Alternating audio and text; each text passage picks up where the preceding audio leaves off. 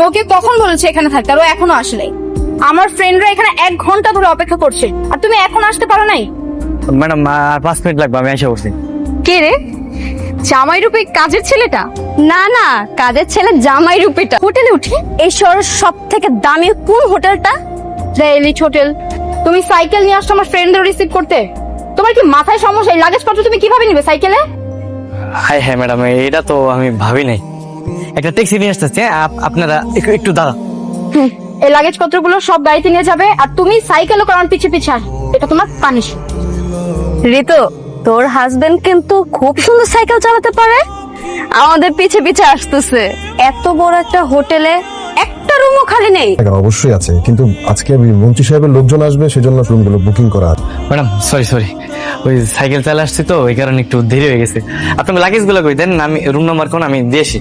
তোমার মতো একটা ছাগলকে বিয়ে করে আমার লাইফটাই হেল হয়ে গেছে। এর থেকে যদি আমি এই হোটেলের ম্যানেজারকেও বিয়ে করতাম, আজকে অন্তত আমাকে এভাবে অপমান হতে হতো না। আসসালামু আলাইকুম স্যার। ওয়ালাইকুম আসসালাম। আপনার পদার্পণে স্যার আমাদের হোটেল ধন্য স্যার। স্যার কোনো রুম লাগবে? তো আগে না বললেন আপনাদের এই হোটেলে কোনো রুম খালি নেই, এখন ওনাকে দেখে বলতেছেন কোন রুম লাগবে? মানে কি? স্যারের জন্য তো সব রুম খালি।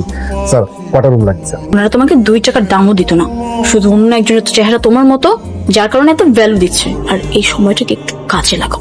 ওরা তো আমার গেস্ট, আপনি ওদেরকে 2টা ভালো রুম দেন। Sure sir. যাক, এতদিনে ঋতুর মুখে হাসি দেখলাম। আমি ঋতু আর ওর হাজবেন্ড, ওদের দুজনকে অপদস্থ করার একটা আইডিয়া পেয়েছি। বাবা নেই, এটাই সুযোগ। তো তোমার প্ল্যানটা কি মা? আমার যত স্বর্ণ অলংকার যা কিছু আছে সবকিছু ঋতুর রুমে যেয়ে রেখে দিয়ে আস।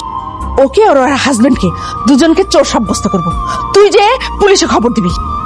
কি হয়েছে ঘটনাটা খুলে বলুন। আমাদের কাজের ছেলেটা সে কালকে রাতে আমার ঘরে ঢুকে আমার সমস্ত টাকা পয়সা স্বর্ণ অলংকার যা ছিল সবকিছু চুরি করে নিয়ে গেছে।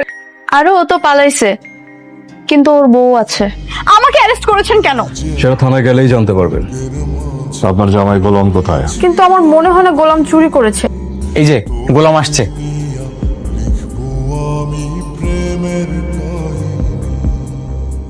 অ্যারেস্ট করুন। এই চুপ, শাট আপ। স্যার, এই বাটপাড়ের কথা আমরা আপনাকে অ্যারেস্ট করতে গেছিলাম। এই বাটপাটারে লকআপে ঢোকাও, যাও। না না থাক, ওনাকে লগাই করতে হবে। এই দাঁড়ো। স্যার যেহেতু বলছে লকআপে ভরা যাবে না, তো লকআপে ভরা যাবে না। স্যার যা বলবে তাই হবে। স্যার আপনি কি অভিমান করেছেন? আর স্যার আপনি এইভাবে এই বাড়িতে থাকছেন কেন? এরা নিশ্চয়ই আমারে সেই মাফিয়া গ্যাংয়ের শেজাদ ভাবতেছে। আমি কোনো অভিমান করিনি। আচ্ছা আমি আসি। হ্যাঁ স্যার চা কফি কিছু খাবেন? না থাক, আমি আরেকদিন আসবো। ব্যাপারটা একটু কনফিউজিং।